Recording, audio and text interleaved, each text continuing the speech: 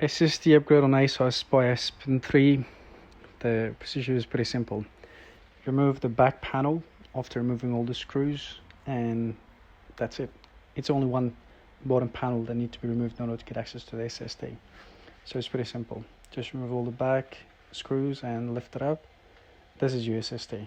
So this one comes with one with M2 SSD, and also it comes with a hard drive. But in this laptop, it was already missing hard drive, so